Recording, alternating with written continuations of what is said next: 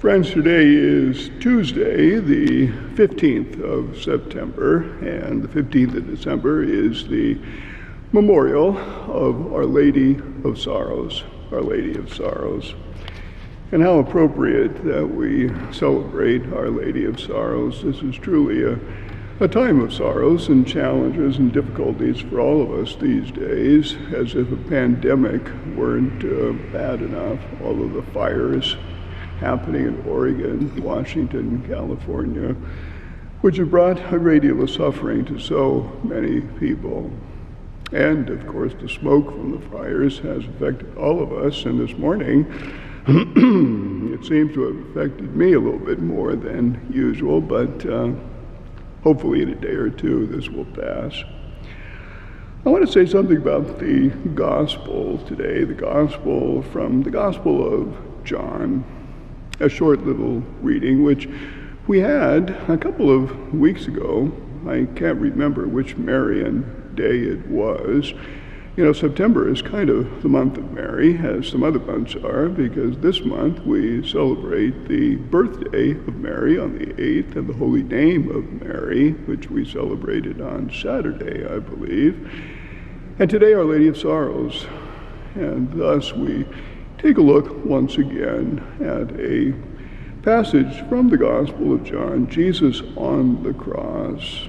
Jesus on the cross. And I preached on this a few weeks back, but hopefully today I will make maybe a little clearer what it means. I thought about it afterwards and said, I think I can do a little better than that. So let's take a look. And the Gospel, of course, is a very familiar one. It is a serene Jesus, a serene Jesus on the cross, and this is, of course, typical of the Gospel of John. Jesus is in charge. No one takes his life. He gives it. A serene Jesus on the cross who speaks in the midst of pain and sorrow, but still showing, despite the fact he's on the cross, his love and his care for all of us, including his mother and the beloved disciple. And thus he says, "Woman, behold your son." And to the disciple, "Behold your mother." And it says, from that hour, the disciple took her into his home. "Woman, behold your son. Behold your mother." What do those words mean? They're very, very important in terms of our theology about Mary, important in the Gospel of John as well. And there's always something more to these words in John that meet the eye. And so we have here a scene at the cross. The beloved disciple, we have to remember, here represents all of us, represents the church, the beloved disciple. That is you and me standing with him at the foot of the cross. Again, Jesus says to his mother, "Behold your son." Behold your son, pointing to the disciple, representing us. And literally, of course, we can understand this. Literally, behold your son. Literally, it means take care. Take care. Take care of her, the disciple, Jesus, saying to him, take care of my mother. And our church's tradition is that he did just that. John took her into his home. Eventually, they traveled together to Ephesus. And if you visit ancient Ephesus today, you'll find a house of the Virgin. Whether it is or not, I don't know, but it's venerated as the house of the Virgin. And both she and John died in Ephesus. Ephesus is a city important in Marian theology because in the 5th century it was in Ephesus, the Council of Ephesus, that Mary was declared Theotokos, that is, Mother of God. And the first basilica in honor of Mary, the Mother of God, was built in Ephesus. But there's something more here, something deeper than this literal sense of the son taking care of the mother. Something more. Jesus is asking his mother to take someone else as son in his place. Jesus is asking his mother to take someone else as son and daughter in his place. And that is you and me, to take us as son and daughter of the Virgin.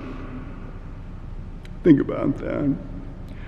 And we could, I think, rightly think that anyone else other than the Son would be a very poor substitute for the only begotten Son. Woman, behold your son, asking the Lord, asking Mary to take as her son someone else. And that is you and me, as son, as daughter. But this is where the sublime theology of St. John comes into play. Jesus here gives to all of us, Jesus gives to all of us what the Father has given to him.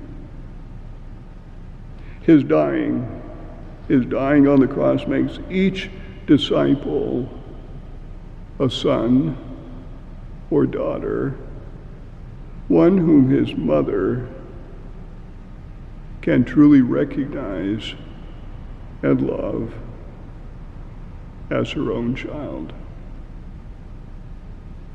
His dying makes of each disciple, you and me, a son or daughter, one whom his mother can truly recognize and love as her own child. And every disciple then receives in the mother the very relationship that Jesus had with her.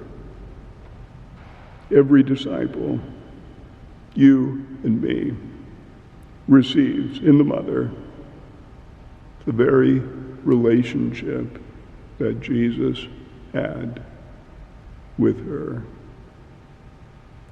The intimacy of mother and child and mother is ours, given to us by Christ on the cross. What a wonderful gift that is. Something for us to ponder, to think about, to give thanks for. The intimacy of mother and child and mother. Hold that thought for today, Our Lady of Sorrows, and we'll see you tomorrow.